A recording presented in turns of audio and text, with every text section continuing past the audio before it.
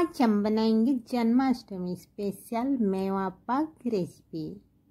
इसे बनाना बहुत ही आसान है, बहुत जल्दी ये बन के तैयार हो जाता है।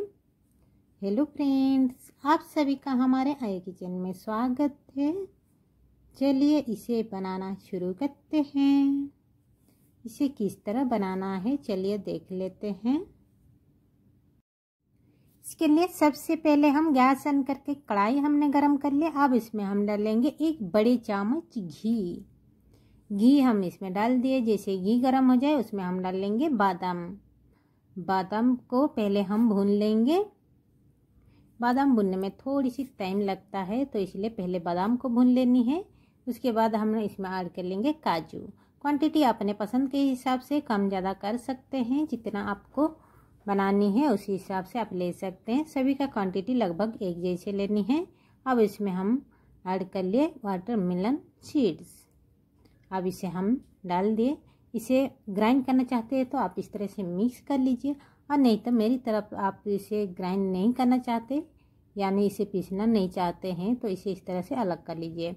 मैं भी सोच रहा हूँ इसे ग्राइंड नहीं करूँ, तो इसीलिए बादाम काजू को मैं अलग से निकाल रही हूँ और वाटरमेलन सीड्स को मैंने अलग से कर दिया। इस तरह से ये मैंने अलग कर लिया और वाटरमेलन सीड्स को मैंने इसी में डाल दिया। अब इसमें हम ऐड कर लेंगे किशमिश को भी थोड़ी सी भून लेनी है। आप सोच रहे होंगे क्यों इस तरह से एक एक करके भून रही है, क्योंकि इसमें सभी को पकने में टाइम अलग अलग है, तो इस हिसाब से मैं इसे ऐड कर रही हूँ। अब इसमें हमने नारियल ऐड कर लिया। ताज़ा नारियल है और ये हमने लिया है पिस्ता। आप ताज़ा नारियल लीजिए या सूखा नारियल लीजिए, कोई भी नारियल लीजिए। और ये हो गई खसखस यानी पॉपी सीड्स को भी इसे हम ऐड कर लिए हैं। ये सब बहुत ही हेल्दी चीज़ है। इसे आप ऐसे बाकी टाइम भी आप इसे बना के खाएंगे ना, बहुत ही फायदेमंद होता है हड्डियों के लिए।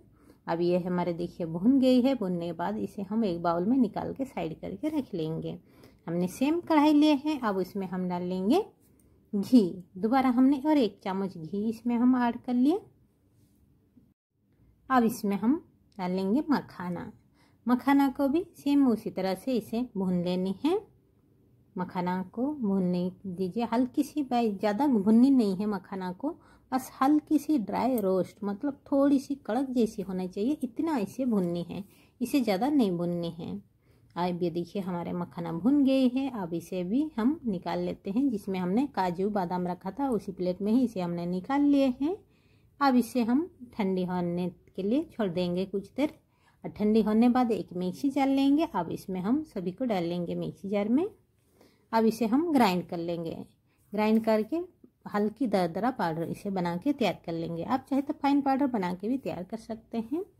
हमने हल्की दरदरा रखा है। अब इसे हम एक बाउल में निकाल लेंगे। बाउल में इसीलिए निकाल रहे हैं ताकि इसका माप मीठा हम ले सके। और जो हमने ग्राइंड नहीं किए थे नारियल पिस्ता खसखस सब हमने जो लिया था उसको ग्राइंड नहीं किया, वो अलग से हमने रखे। और उनके नाप के हिसाब से ये हमने लिया है चीनी ले रहे। ये हमारा 2 कप है तो 1 कप चीनी। अब गैस ऑन करके फिर दोबारा सेम कढ़ाई हमने लिया, उसी में हम डाल लिए चीनी यानी शुगर, और उसी कप से ही हम 1/2 कप डाल रहे हैं पानी। अब इसे हम अच्छी तरह से उबालने देंगे। उसका आधा अगर चीनी लेंगे तो मीठा जो है एकदम बराबर रहेगी, ना ही ज़्यादा मीठा लगेगी ना ही कम। बाकी आप अपने पसंद के हिसाब से, जैसे आपको ज़्यादा मीठा पसंद है तो ज़्यादा ऐड कर सकते हैं, कम है तो कम कर सकते हैं। अब इसमें हम ऐड कर लेंगे इलायची पाउडर। टेस्ट के लिए इलायची पाउडर 1 छोटी चम्मच इसमें हम ऐड कर लिए। अब इसे हम अच्छे से उबालने देंगे। और एक तार वाला, पूरी तरह से एक तार नहीं, बस हल्की सी चिपचिपापन होता है ना, उतना इसे तैयार कर लेनी है। उतने देर आप इस तरह से चेक कर सकते हैं। ये देखिए हाथ में इस तरह से पकड़ के देखिएगा, अगर चिपचिपापन थोड़ी सी लग रही है तो ये हमारे चाशनी बन के तैयार हो गई है। अब इसमें हम ऐड कर लेंगे जो हमने ग्राइंड करके रखा था, उससे पहले हम इसमें ऐड कर लेंगे। और फ्लेम को बिल्कुल ही लो कर लेंगे। लो फ्लेम में इसे अच्छी तरह से मिक्स कर लेनी है। मिक्स करने के बाद जो हमने ग्राइंड नहीं किया था काजू ये सब पिस्ता नारियल वगैरह, वो सभी को इसी तरह से इसमें हम ऐड कर लिए। इसे खाने में बहुत टेस्टी लगता है, इसलिए कुछ हमने दरदरा रखा है, कुछ हमने ग्राइंड कर लिए। आप चाहे तो सभी को ग्राइंड भी कर सकते हैं। अब इसे इस तरह से अच्छी तरह से इसे मिला लीजिए। अब ये देखिए हमने इसे अच्छे से मिला लिए हैं। आप इसे ज़्यादा नहीं सुखाए, बस हल्की सी इस तरह से रहना चाहिए, इतना में ही इसे गैस ऑफ करके इसे नीचे उतार लेनी है। ये हमने लिया है बड़ी सी ट्रे, बर्फ़ी जमाने वाले ट्रे हमने लिए है। उसमें हम घी से थोड़ी सी ग्रीस कर रहे हैं। आप अपने पसंद के हिसाब से जितने पतले रखना चाहते हैं, मोटे रखना चाहते हैं, उसी हिसाब से इसे ग्रीस कर लेनी है। मुझे थोड़ी सी इस तरह से मीडियम रखनी है, नहीं ज़्यादा मोटी नहीं पतली रखनी है। तो अब इसे हमने ग्रीस कर ले। ग्रीस करने के बाद इसमें जो हमने मिक्सचर तैयार किए हैं इसमें हम डाल देंगे। अब इसे अच्छी तरह से फैला लेंगे चारों तरफ से। अपने पसंद के हिसाब से कितना मोटा रख चाहते हैं, पतले रखना चाहते हैं, उसी हिसाब से इसमें डाल दीजिए।